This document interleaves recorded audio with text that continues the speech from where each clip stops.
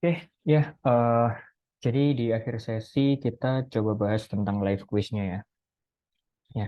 Jadi tadi live quiz-nya ada eh, sejumlah pendapatan orang gitu, lalu ada pengeluarannya juga setiap bulannya. Nah, lalu metode discretization apa yang cocok untuk mengelompokkan data pendapatan ini dan mengapa? Nah, jadi karena ini adalah sekumpulan pendapatan gitu ya. Dan pertama datanya itu nggak urut. Ya. Jadi ada 3.000, 3.050, lalu di bawah sendiri 3.100, lalu 3.150, dan seterusnya. Nah, jadi yang pertama yang harus kita lakukan adalah mengurutkan data pendapatannya terlebih dahulu. Oke.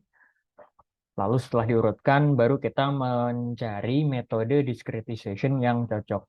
Nah, karena data pendapatan ini mungkin di awal hanya ada kayak peningkatan sedikit gitu ya, dari 3.000 ke 3.050. Habis itu urutannya selanjutnya kan 3.100, habis itu 3.150, cuma meningkat 50-50 gitu ya. Tapi setelah itu meningkat jauh dari 3.150 ke 3.600, kemudian ke 4.000, di mana peningkatannya itu cukup jauh.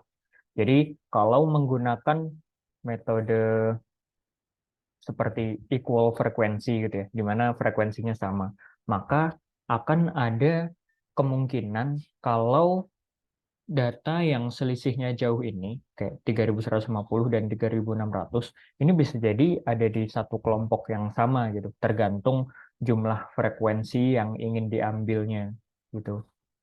Misalkan jumlah frekuensinya adalah 33 gitu ya. Maka kelompok pertama adalah yang 3.000, 3.050, dan 3.100.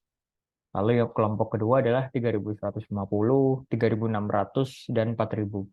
Di mana angkanya itu berbeda sangat jauh dari 3.150 ke 3.600, lalu setelah itu ke 4.000, kan selisihnya lumayan jauh ya. Jadi kemungkinan jadi kurang ideal kelompoknya gitu.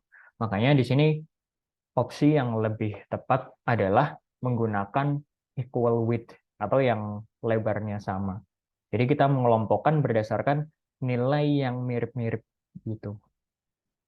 Contohnya misalkan kita kelompokkan berdasarkan rentang nilai 200. Jadi 3.000 sampai 3.200 itu satu kelompok. Lalu 3.200 sampai 3.400 satu kelompok, 3.400 sampai 3.600 satu kelompok, dan seterusnya gitu. Nah, jadi karena rentang nilainya ini enggak teratur ya, dan ada beberapa nilai yang selisih nilai dengan nilai sebelumnya itu jauh, maka yang lebih cocok adalah si equal width atau yang lebarnya sama. Nah, supaya lebih tergambar, jadi kita coba bikin Excel kayak gini menggunakan Google Spreadsheet. Nah, bentuk datanya kan awalnya seperti ini. Ini setelah diurutkan ya. Jadi 3.000, 3.050, 3.100, 3.150, 3.600, dan 4.000. Lalu ada pengeluarannya, lalu ada juga eh, berapa sisanya atau sisa yang bisa ditabung itu berapa. Kayak gini. Oke. Nah, lalu di sini yang kita kelompokkan adalah pendapatannya ya. Maka di sini kita coba mengelompokkan menggunakan equal width dengan rentang 200. Ya. Lalu kita kelompokkan, yang pertama adalah yang rentang nilai 3.000 hingga 3.200 dianggap rendah. Ini. Maka nilai 3.000 sampai 3.150 ini termasuk rendah, dan dengan pengeluaran sekian dan yang ditabung sekian. Ya. Lalu setelah itu 3.200 hingga 3.400 itu termasuk sedang atau normal. Lalu 3.400 hingga 3.600 termasuk tinggi, ya, karena di sini tinggi. Lalu setelah itu sisanya kita anggap sangat tinggi, gitu. 3.600, 3.800 itu sangat tinggi, 3.800 sampai 4.000 misalkan satu level di atas lagi gitu ya. Cuman mungkin namanya bisa kita samain aja gitu, sangat tinggi. Nah, jadinya hasilnya adalah seperti ini. Jadi yang 3.000 sampai 3.150 rendah, 3.600 tinggi, 4.000 sangat tinggi. Nah, implikasinya apa? kita jadi bisa mengelompokkan orang dengan pendapatan sekian, lalu kira-kira mereka berhasil menabung berapa dari pendapatan tersebut gitu ya. Karena kalau kita hanya memperhatikan pengeluarannya, kita nggak tahu kayak sisa uangnya itu berapa gitu. Jadi kita lebih fokus ke sisa dari uang yang bisa ditabungnya. Nah, jadi untuk yang tergolong kelas rendah itu yang ditabung nilainya antara 100 sampai 200 gitu. Lalu untuk yang nilai kelas tinggi itu yang ditabung bisa sampai 400, lalu yang sangat tinggi nilai yang ditabung bisa sampai 700 gitu.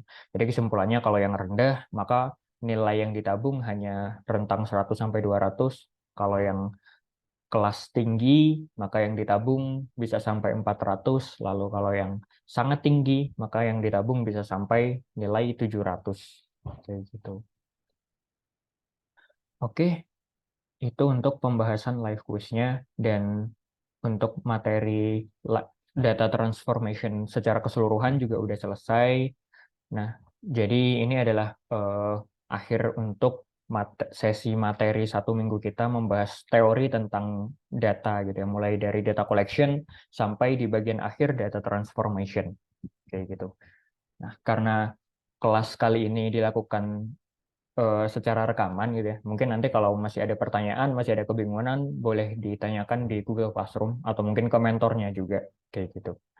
Oke, sekian untuk materi kali ini. Nanti juga ada kuisnya untuk data transformation ya. Terima kasih semuanya.